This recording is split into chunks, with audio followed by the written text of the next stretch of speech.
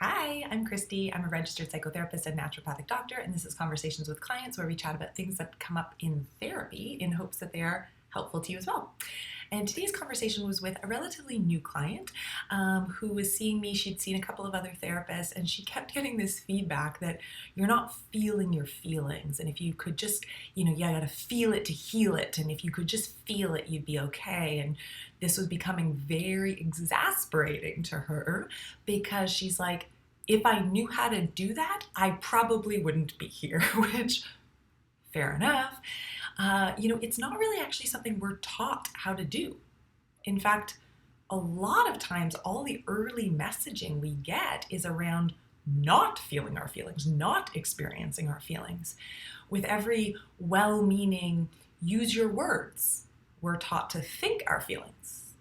With every, it's okay, don't cry, here's a popsicle, we're taught to fix our feelings.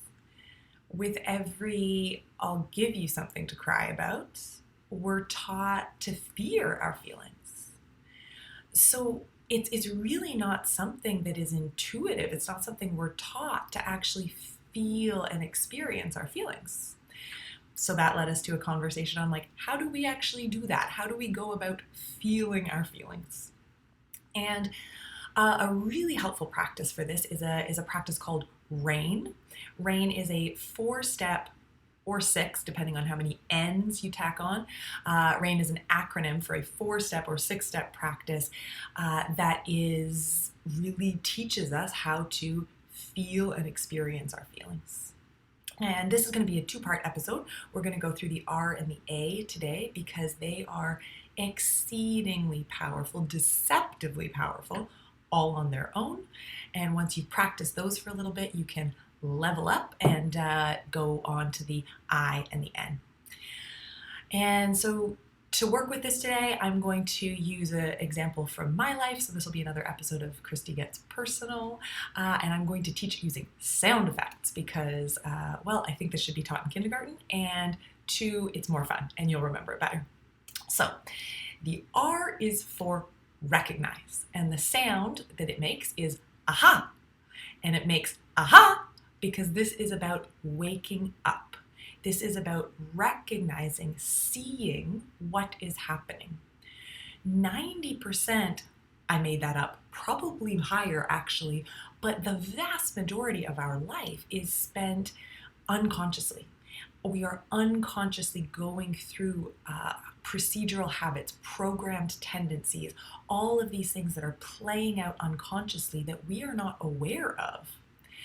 Carl Jung said, until you make the unconscious conscious, it will direct your life and you will call it fate. Which is terrifying. We have to wake up. We have to train ourselves to see the unconscious patterning that is leading to so much of our distress, right? We have to wake up and say, AhHa, suffering. AhHa, distress. Maybe we know the flavor of the distress. Maybe it's sadness or anger or fear. Maybe we know, the level that it's happening. Maybe it's negative thoughts or difficult emotions or uncomfortable sensations. Maybe we don't. Maybe we just know crappy feelings are happening. Great. AhHa, crappy feelings. Wake up to it. So in my personal example, there was a comment that was made that felt kind of critical to me, and I started to feel myself kind of closing up and contracting and getting kind of triggered, and luckily I was awake enough at the time to go, AhHa, defensiveness. And that led me into the next part, which is the A. The A is for allow.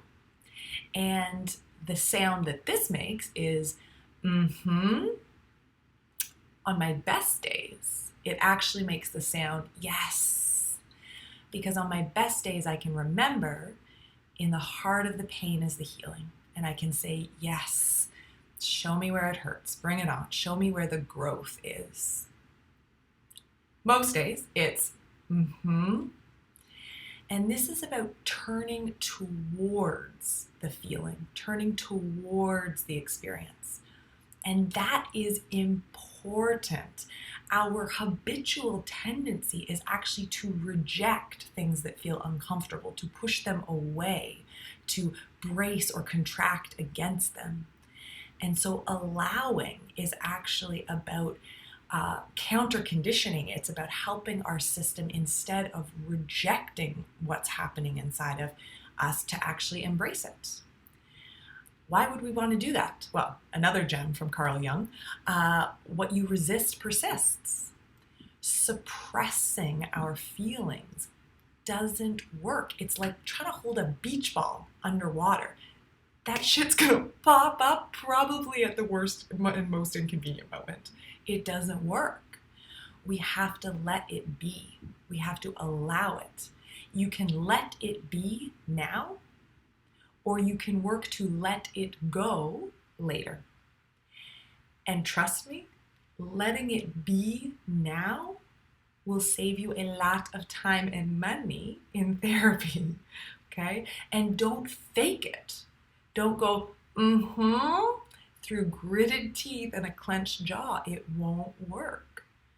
You actually have to allow it. You actually have to give it space. You have to soften around the experience. Don't try to soften the experience.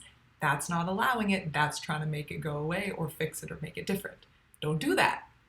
Soften around it. Give it space. Let it be here. Whatever you are feeling is okay.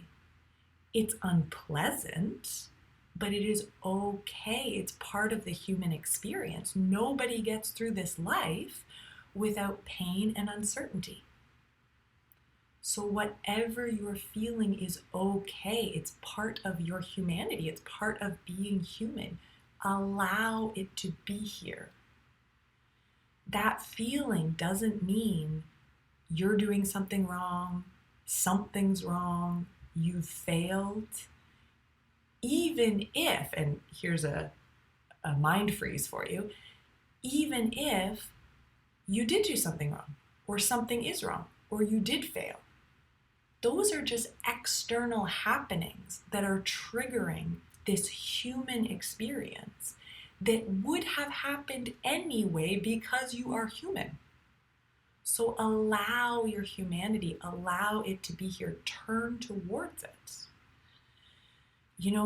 Welcome it to the party. Welcome that part of you that's having that experience. Welcome it to the party. Let it be here. And if you're not feeling in a particularly hospitable mood, or it's a party guest that you don't particularly love, take a deep breath. Unclench all of that bracing that's happening, all that patterned habitual bracing, and say, And so in my example, after AhHa, defensiveness, which is not something I'm particularly proud of. It's not a part of myself that I really love.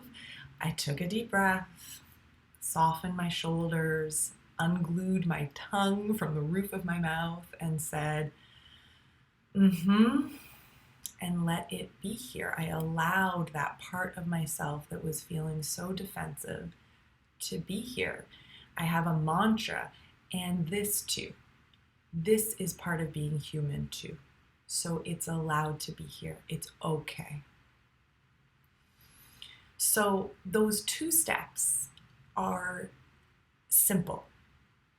Deceptively simple, but don't be fooled. Some of the most important, most powerful things in the world are simple, not easy, really not easy, but simple. If you can practice those two steps, they are huge. They counter condition so many of the habitual tendencies that lead to our distress and our suffering and our continued suffering. If you can wake up, if you can go AhHa and wake up to the patterns that are happening, that's enormous. Nothing will change while it is unconscious. So the recognition is big, and you will see how significant allowing is when you try to do it. because you will come into contact with how visceral that reject reaction is, that brace, that contract.